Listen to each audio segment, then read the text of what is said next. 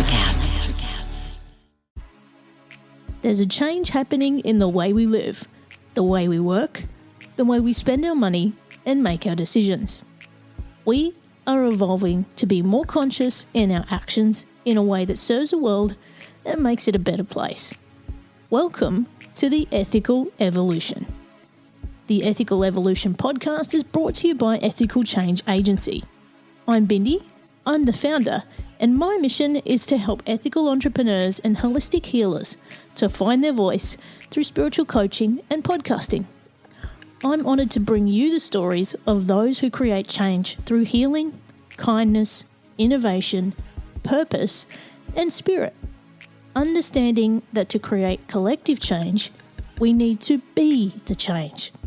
It all begins with us.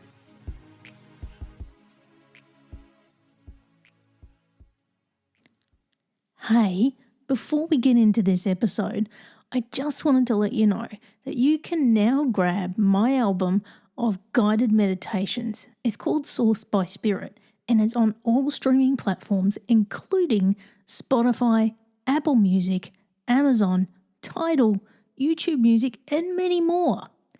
There's 11 guided meditations ranging from 4 minutes through to 10 minutes to help you reset your mind and your body at any time. Okay, now let's get on with the show. With his books published in 16 languages and over 500,000 copies sold worldwide, Scott Allan is on a mission to transform human potential.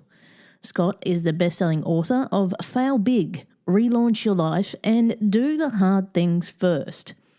As a former corporate business trainer in Japan and transformational success strategist, he has invested over 10,000 hours of practice and research into confidence development and mindset mastery training. With an unrelenting passion for teaching, building critical life skills, and inspiring people worldwide to take charge of their lives, he is committed to a path of constant and never-ending self-improvement. Scott shares some really helpful tips in this episode to help you reach your goals and eliminate procrastination. So give him a try and see how things change for you. Welcome, Scott, to the Ethical Evolution. Well, it's great to be here. Thanks for having me on the show. Now, for those people who don't know who you are and what you do, can you go ahead and tell us? Sure thing. So my name is Scott Allan, and I'm a full-time author, coach, entrepreneur, and content creator. So over the past decade, I've built out a library of books. I think we have about 35 to 40 books published in approximately 16 languages. That's incredible. That's a lot of content. Now, it's been a busy decade. Yeah. Now, I'm excited to have you with us because I think what caught me the most in your bio was that you talk about doing the hard things first, which I also love telling people in the coaching that I do as well. But one thing that I often use is that phrase, eat the frog. You've probably heard that one as well. Now, there's probably people listening as well who are, just classic procrastinators. I myself sometimes am one, but I'm not often. What is it that you see in people that there's the pattern of procrastination? What gets them there? What gets them out of it? And why are the hard things first so important? So the hard things first are important because, first of all, it develops self-discipline. And self-discipline is something that I think we all need more of, So for me, I realized that when I started doing the hard things first, and I'll dive into that in a little bit, more into the context of that and add a couple of stories as well. But it's really important to work on the things that are holding you back, because those are the things that are going to move you forward. So to give an example, it could be, maybe working on your finances. Like for me, for the longest time, I would just avoid anything that had to do with finances, looking at, balancing a checkbook and all those things, because it is hard work. And it also required a level of organization that, to be honest, was not my strength. Right. So the other thing when it came to working on those things that were hard, is that the question is, is this something that I actually should be doing, or is this something I need to get help with as well? And a lot of the things that I would procrastinate on are things that were not necessarily my strengths, but I had to get done in order to, achieve a goal or, get the outcome that I wanted. So just keep that in mind that, it may be something that you must do, but if you need help with it, ask for help. And maybe you need to outsource it to somebody or, whatever it may be. But um, the most important thing is like you get the thing done. And it doesn't always have to be, you don't always have to be the one to do it. So Mm. just wanted to make that clear as well. Now, the reason I put together the Do the Hard Things First philosophy, and it's really a philosophy for self mastery because we have it's a series of books now. So the first one is on procrastination, Hmm. which is probably the bestseller still to this day. And then we have the second and third book, and we have like a few more books coming. So the philosophy behind this is really a philosophy for, I think, for lifestyle mastery. Because if you can do one hard thing per day, and I'll get into a little strategy on how to do that in a second, then, after the course of a year, you've got like 365 hard things that you've just, taken off your list, right?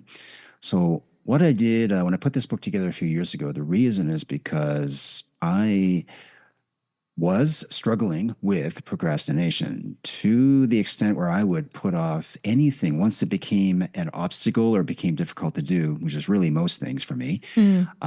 I would just default to the path of least resistance. So instead of doing the hard thing, let's just say I needed to fill out an application form for the bank. And in order to get my money from the bank or to get a loan, that form had to be done. But I would just put it off because I didn't like filling out forms, and I would just like shove it away and go watch TV or something, or default to something that was more comfortable. Like our Mm. comfort zone it's a good place to be, but that's really not where a lot of the hard work gets done. So what I would do is I went through my entire like my digital library. I went through my house and I made a long list of everything that was unfinished, all the Mm. unfinished tasks and the projects and whatever, like it was everything really. And I just had like pages and pages of all these tasks, and it was very overwhelming. But it was also very enlightening because it showed me that, well, I've actually got a lot of things here that maybe this is why I had so much stress that I was bearing. Maybe this is why I labeled myself as a procrastinator and why I was not taking action towards the things that needed to get done. And a lot of the things on the list were not, they weren't hard things. Some of them were like, clean the kitchen, or Mm. because they've cleaned that in months, it's like, file away the papers because they were laying on the floor. Like these were things where I would just, if it was in my way, I would just put it under the sofa or something, or just get rid of it so I didn't have to see it. It just became a very self-defeating form of behavior, and that's really what it was. And that's really what procrastination. Well, procrastination can be a good thing in some cases. So it's not. We tend to look at it as a negative behavior, and it is if you are using it that way. In other words, you're putting things off that need to get done. But you're right. The scope of the book is really about whether you're eating the frog or you're doing the hard things first. If you can identify what those things are, and again, I would recommend to anybody like get clarity first, right? Mm. So I had to get clarity on what these things were, made a big list, right? And after that, I went through the list, and I didn't just I actually prioritize things. I go through the list and prioritize things as to what needed to be done right away because maybe someone was waiting on this thing, and I had to get it done. And it could be something in my business, and I had a maybe my editor is waiting for the next book or something, and I was procrastinating on getting it done because I got stuck somewhere in the process. I prioritized everything, and then every day I just chose one thing, Mm. and I'd work on that one thing until it was finished. Sometimes it took me 15 minutes, sometimes it took 2 hours, depending on what that thing is. So I'd block it into my calendar or just make it very clear that this is the one thing I'm doing today. And that way it just streamlined my focus. I was able to laser focus on this one thing instead of being overwhelmed by all these things that I Mm. wasn't that I didn't do. And then you've got the guilt, because now you feel guilty because you didn't do all these things. So we want to eliminate those as much as we can. Just get rid of those, I think, negative emotions about ourselves, and just take action on one thing a day. And it's not a complicated process. I think it's rather simple, but you do have to be intentional with your action. And again, it just comes down to knowing what it is that you're working on. So get clarity on that, get a plan in place, dedicate, whether it's 15 minutes a day or you need 1 hour. Again, this will depend on the thing that you're working on, and just show up every day and just do one thing. And within 2 weeks, within a month, within 3 months, you're going to have a lot of momentum.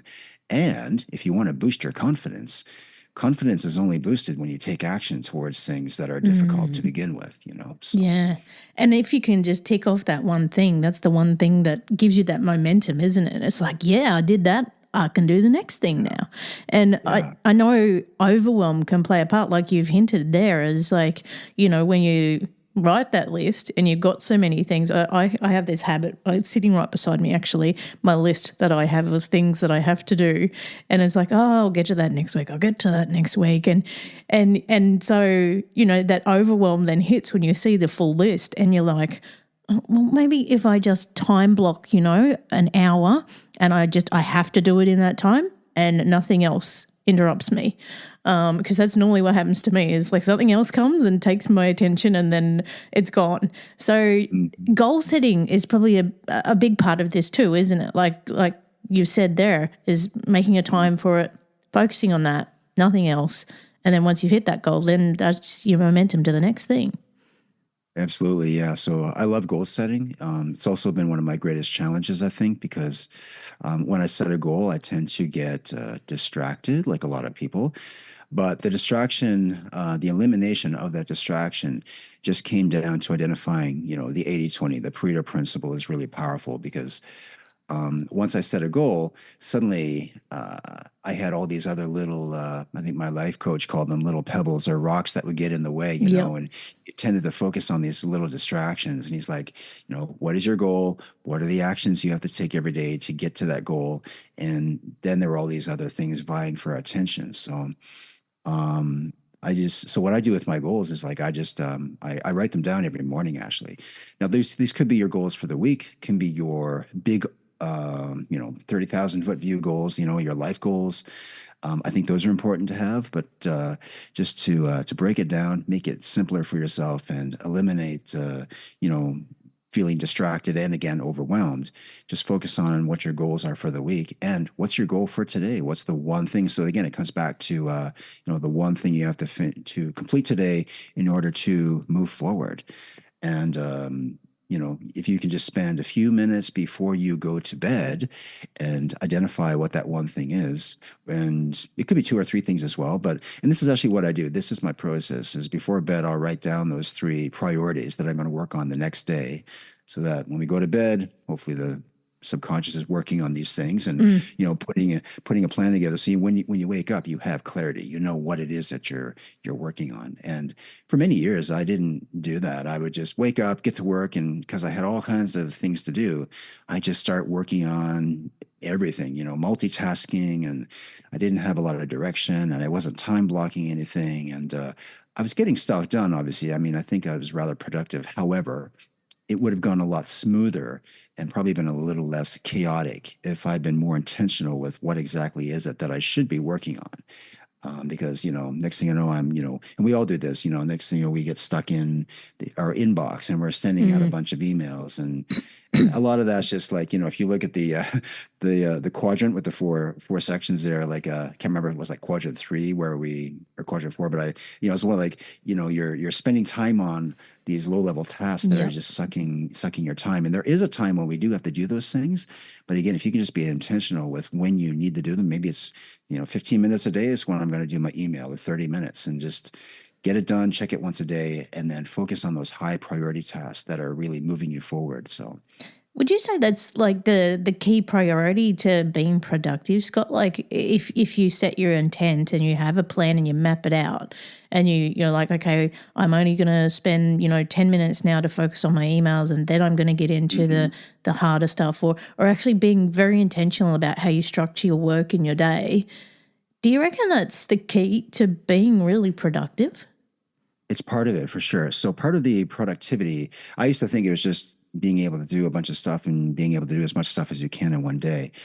But again, I was working on a lot of things that, were just, you feel busy, but you're not actually getting anything done. You're not moving the needle. So what I focus on throughout the day are probably the one or two levers that are moving the needle forward Mm. and identifying the things that are not. And that's really, that is the challenge because, you can feel really busy and productive. At the end of the day, did you actually move the needle forward? So part of it is eliminating those things, like eliminating the things that are getting in your way. And again, these may be the things that are really easy to do because, yeah, like checking the inbox and, Mm. oh, I've got a few emails and I can respond to those right away. And now 20 minutes is gone. Eliminating that, being simplifying your processes, right? So building out a system for things. So I really love to build out a system for something so that I've got a step-by-step plan, right? Mm. And I do this for my production process. It's got a system for when we write a book, when we publish a book, all of these things, so that we're eliminating anything that is not a part of that system should not be there. We should not be focusing on that. And you can take that system and build that out for anything. Maybe you have a system for, I don't know, decluttering your office once a week or something like that, right? Mm. But you're right. We have to be very conscious of the things that are getting in the way and knowing that when they do, okay, this isn't part of the plan. I'm going to eliminate this thing and stop doing it. It's hard to stop doing the things that we've been doing for a long time by default because they're just, they could be like part of your workflow, but you don't realize they're actually holding you back. Mm. The other thing is to delegate. So it depends on what you're delegating. But for delegating, for example, because I hire freelancers and things like that for my business, but it doesn't matter if you don't have to have a business for that. But let's say, your grass is growing up to you. You've got 6 feet of grass in front of your house and, you've noticed wildlife out there. So it's probably time to cut the grass, right? Well, you may not be the one who needs to go out there and do it. Just you can hire somebody to come over and do it. So again, it doesn't matter how it gets done because you don't always have to be the person to do these things. Maybe you can delegate it out and, without it costing too much money. So that's the other thing too, is, like the goal for me, the goal with productivity is the question actually is, how can I buy back my time? Mm. So great book by Dan Martell, I think, Buy Back Your Time. Highly recommend it. That book was just a game changer for me in terms of building out systems and playbooks and just getting very clear on like the 80-20 again. He talks about that. And I mentioned that a few times, but that's really what it is like, 20% of my workload gets 80%, like 20% of the things I'm working on will get 80% of my results. And some days it's the flip of that. It's like Mm. I'm working on all these things and doing all this stuff and getting 20% of my results, which means I'm probably, not as productive, of course, making less money because I'm not focusing on the things that should be, say, bringing in money for the business and, working on a bunch of things that in the end are not, again, moving the needle forward. So. Yeah, and I love that you've mentioned, having kind of like a process or a plan for all the things that you do that are repeatable. I do exactly the same thing for my podcast. People are like, how do you get so much done? And I'm like, because I've got a process for it. It's repeatable, and then I streamline that, and I look for ways to minimize the time spent on things that, like you said, aren't delivering value. So, I totally love that principle. The thing that was in the back of my mind as you were talking then, Scott, was what about the things that really light us up and the time that we spend on those? Particularly as creatives, quite often we want to be deep in the stuff that lights us up, and sometimes it's not always the stuff that provides value. What's your thoughts on that? Yeah, so I was listening to a podcast recently. I think it was through Tom Bilyeu. He runs Impact Theory, and he was talking about this. And he said, like, in his business, like, there's probably 25% of the things he works on do not actually light him up, but they have to be done. And I think he said at the time that they have to be done by him, right? So I get that. I try to be, I think like when we look at, what are the things that we feel passionate about or, what are the things that are motivating us? Like, I don't feel motivated to do certain things in my business that have to be done. And I'll give you an example. One of them is the taxes, right? We have to pay taxes. We have to put those together and we have to organize everything. And after all these years, it is still the one thing that is the one thing I will procrastinate on is at the end of the month, we have to put the numbers together and the receipts and get them over to the accountant. And, every month I make a promise to myself that I'm going to do this thing at the end of the month. And I always get caught up because I put it off. There's always another day to do it. And then next thing you know, it's the end of the month and we don't have the receipts in. And I realized, well, this doesn't light me up, but it has to be done. And then what it came down to is like, I need help with this, right? So I know like not everybody's in a position where they can actually get help with Mm. something like that.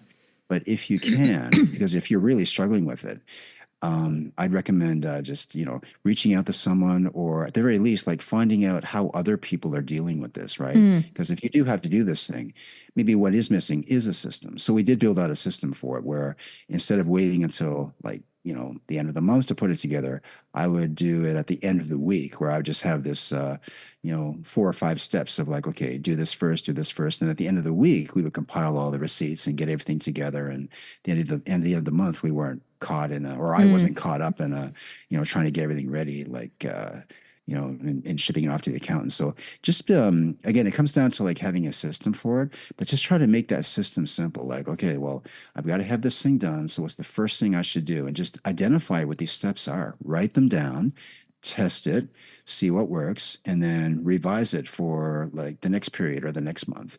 And that's really how you build out a system for it.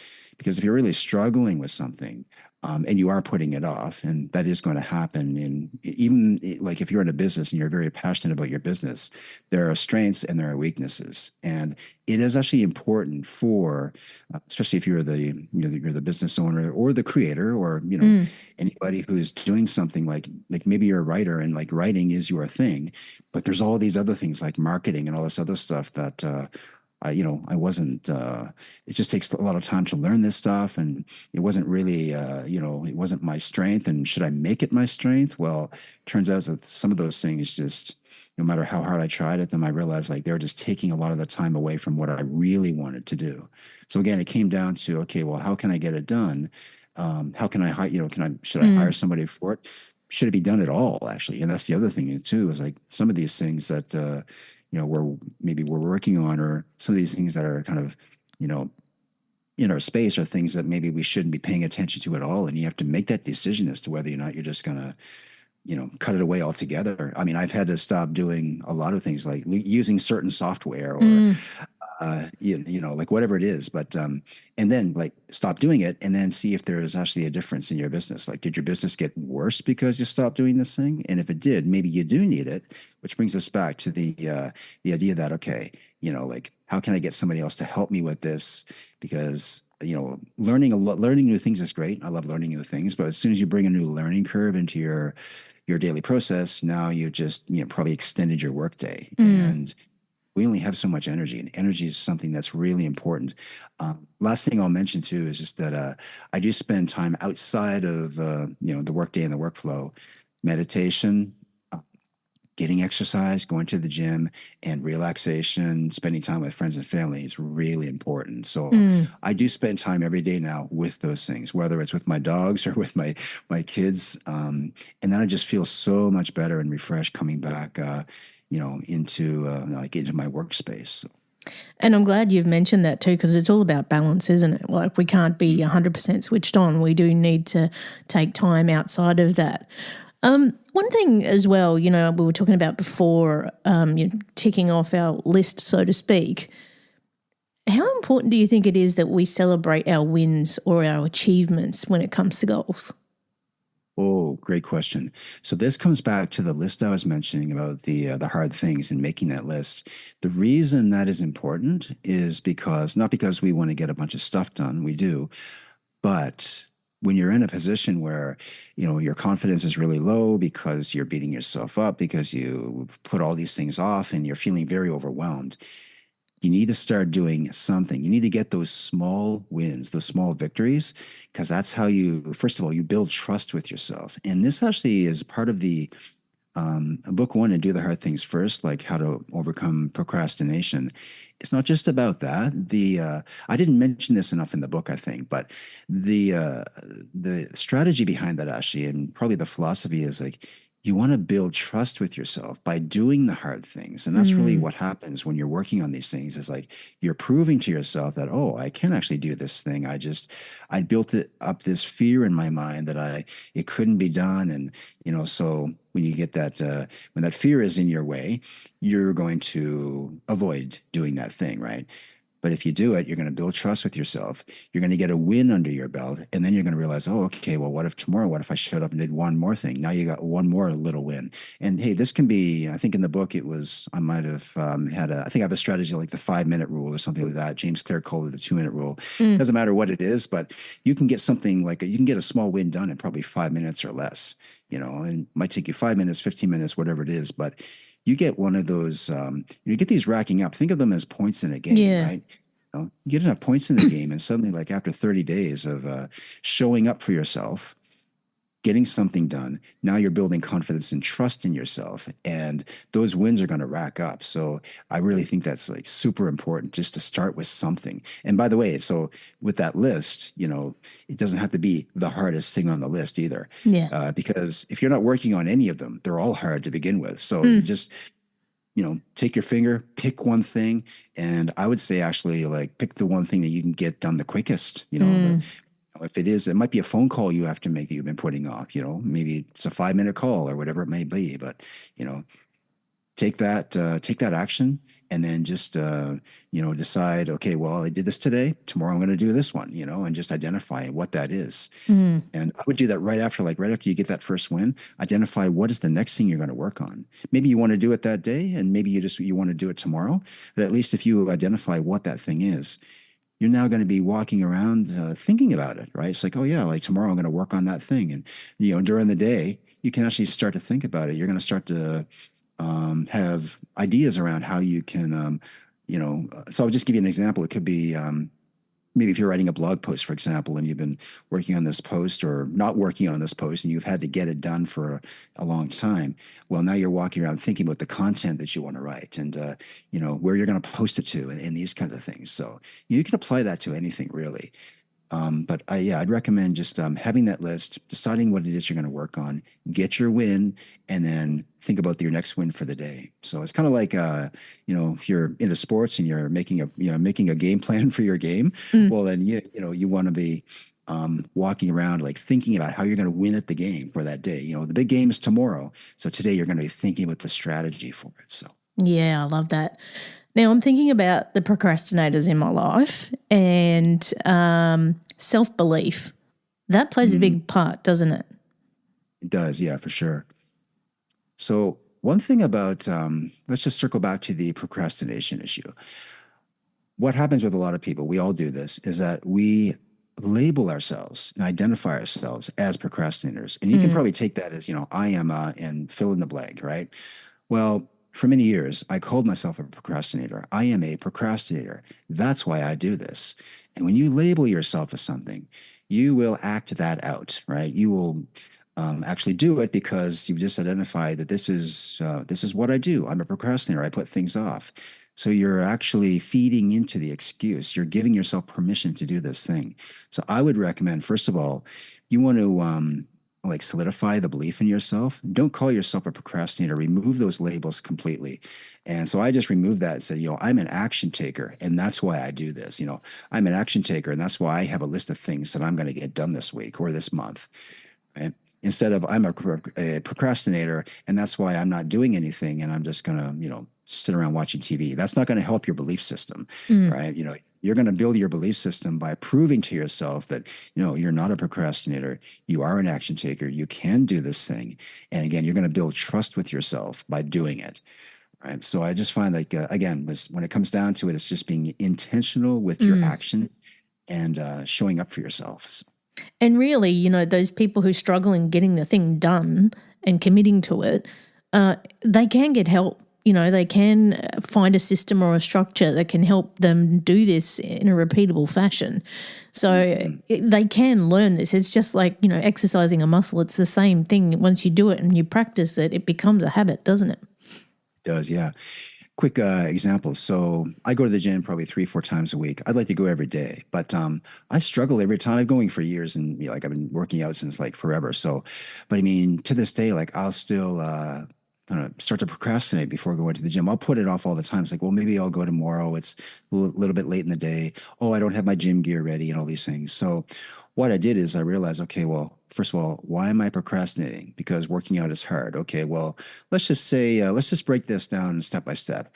I'm just going to prepare my gym bag, for example, put it by the door. So now I've got it by the door. So when I wake up first thing in the morning, I've got my gym gear ready. So all I have to do is pick it up and go, right? And this is really like this is part Mm. of the planning. Like you're eliminating the friction, right? You're Mm. eliminating the resistance, right? And what if I just got in my bike and bike to the gym? I don't have to go in. I'm just going to get to the parking lot.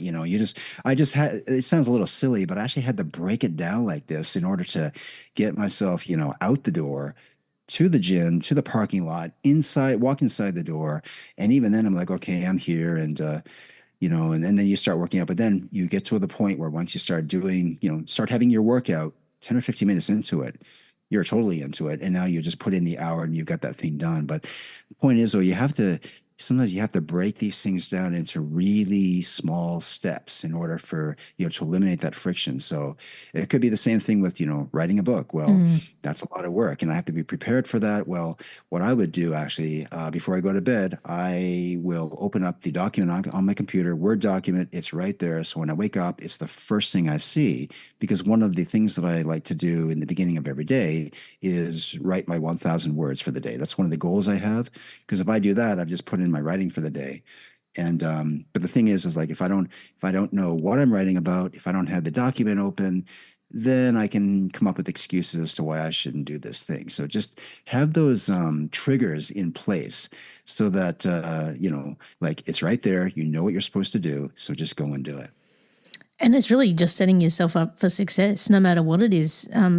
Everyday things. It's super simple if you just put the steps in for yourself and make it Yeah. easier to actually just jump in and go with it when the time Yeah. comes.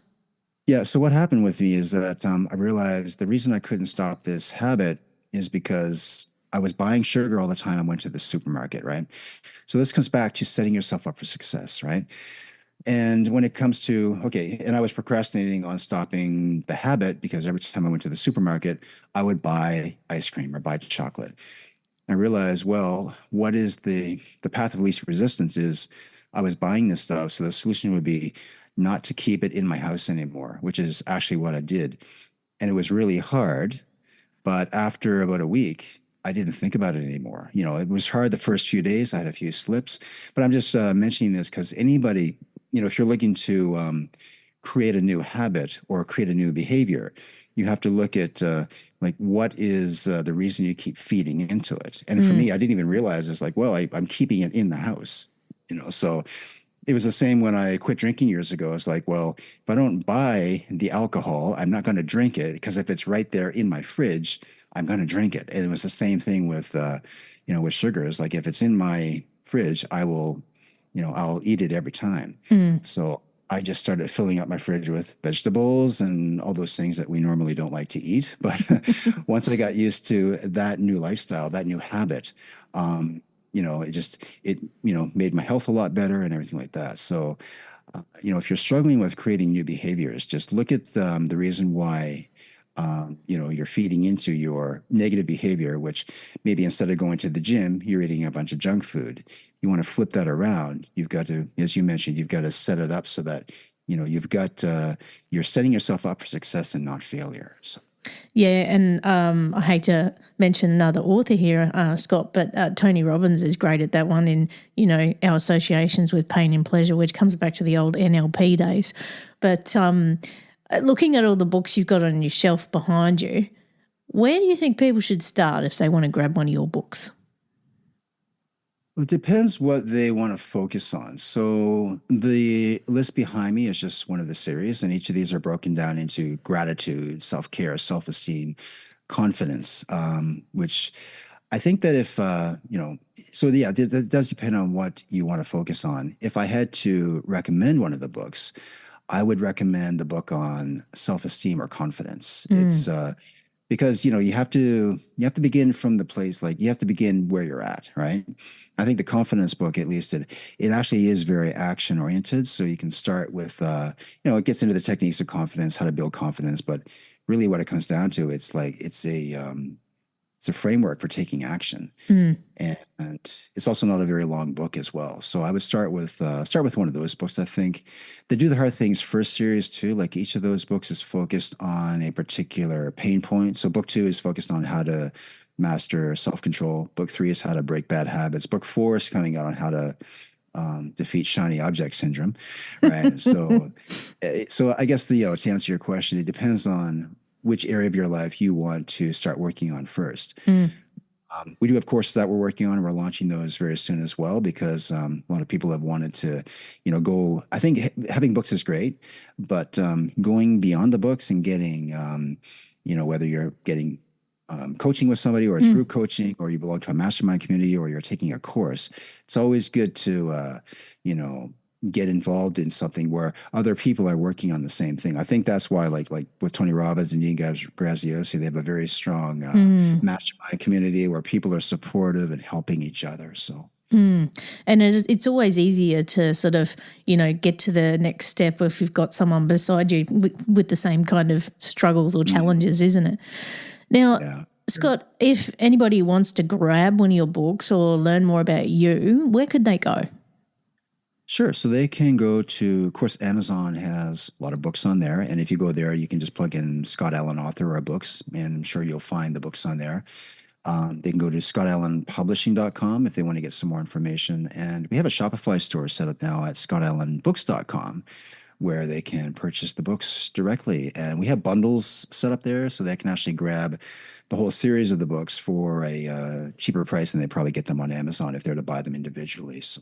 That sounds awesome. So, yeah, grab a book, guys. You'll end up a whole new human by the end of it with all the books that Scott's got there. Now, one step at a time. Yeah, one step at a time. Now, I've got the last big question for you, Scott. What's the change you'd like to see in the world, and how can we bring it to life? I think the change I want to see in the world is where people are just their purpose and their mission is to help each other.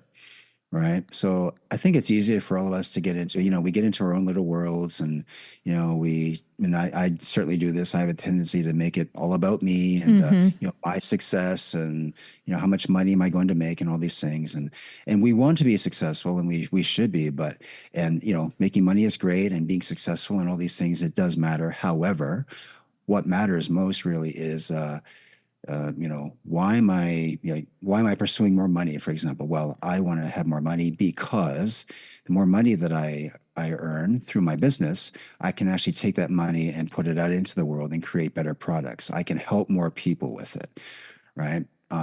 Instead of maybe saving in the bank. And I'm not saying saving in the bank is a bad thing. It's just that for me, there's that used to be my mindset, is that's all I was focused on. And it's well, I'm not going to be around forever. So this money is just coming through. I'm just the manager for it. The question is, what am I going to do with it? I'm just using the money as an example, but I'd like to see people, get to the point where, they have more self-awareness around, it's not about you, it's about us, we're here to help each other.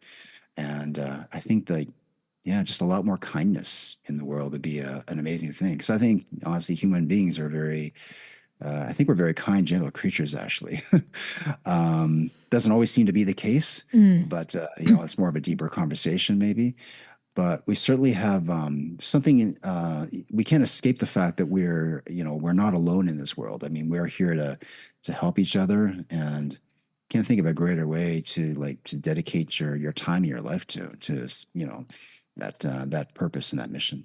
I couldn't agree more, Scott. And, as the mission of this show is, it's the change begins with us. And I can't thank you enough for being part of that change and being with us today on the Ethical Evolution.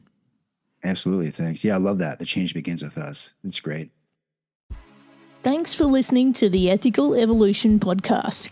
If you're ready to be the change and would love to work with me on finding your voice through spiritual coaching or creating your own podcast with impact, visit ethicalchangeagency.com. If you're enjoying the show, please subscribe to the YouTube channel. It's growing every day with great content and highlights you may not have heard on the podcast.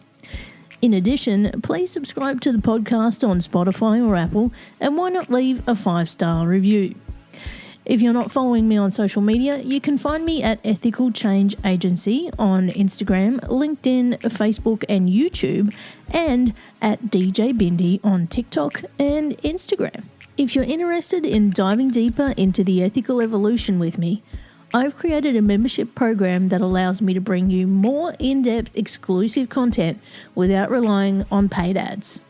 My goal is to deliver members way more value than the cost of the subscription.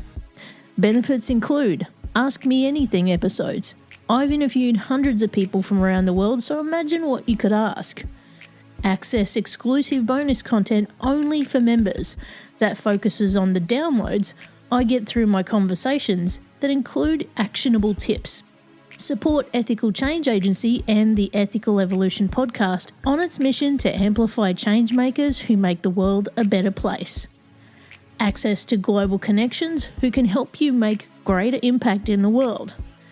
Meditate with me and discounted spiritual coaching or podcast consulting with me at 15% off. That value alone pays for your membership.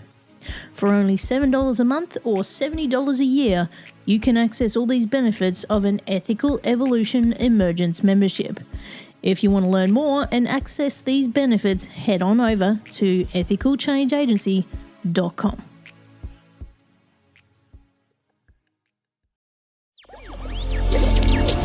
Electricast.